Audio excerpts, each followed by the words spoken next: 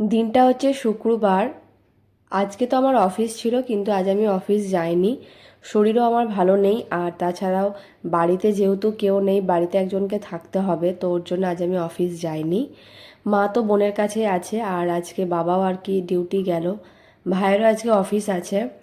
তো আমি দেখো সকাল সকাল যেটুকু পেরেছি রান্না করেছি। তার আগে আমি আগে পুজোটা দিয়ে নিলাম, যেহেতু এখন ঘরে হয়তো পুজো দিতে পারা যাবে না 1 মাস।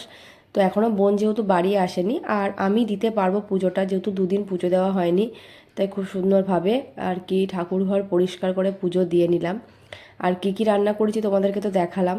ভাত, একটু আলু ভাতে করেছি, ডাল, আর হচ্ছে যে মাছ ভাজা। এর থেকে বেশি কিছু কিন্তু আমি করতে পারি না। তো ভাই আর কি ওটা খেয়ে অফিস গেছে।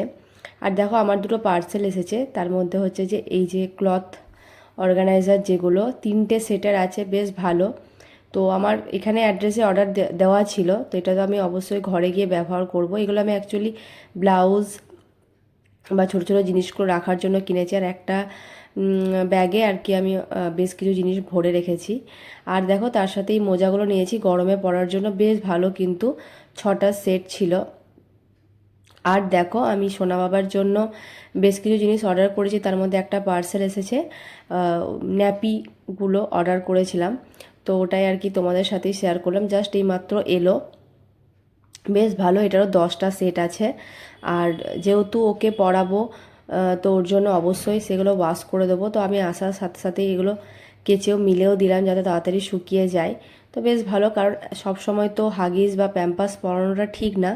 আর এখন তো ছোট, এখন প্যান্ট পরানো যাবে না, তো এগুলোই কিন্তু বেশ ভালো। তো যেহেতু অনেকগুলো ছিল, আমি অর্ডার দিয়ে দিয়েছি। তো টুকটাক আমি অনেক কিছু আর কি অর্ডার দিয়েছি ওর জন্য। আস্তে আস্তে হয়তো তোমাদের সাথে ব্লগে শেয়ার করব। আর এখন বিকেল হয়ে গেছে, আর আমি দেখো চা খাচ্ছি।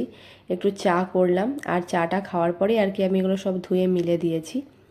তো চলো বন্ধুরা, আজকের এই মিনি ব্লগটা এতটা পর্যন্তই। এটা আমার একটা মানে সারাদিন একার থাকার ব্লগ। কেউ ছিল না বাড়িতে, আমি পুরো বাড়িতে একাই ছিলাম আর কি। তো তোমাদের কেমন লাগলো আজকের এই ব্লগটা অবশ্যই কমেন্ট করে জানিও।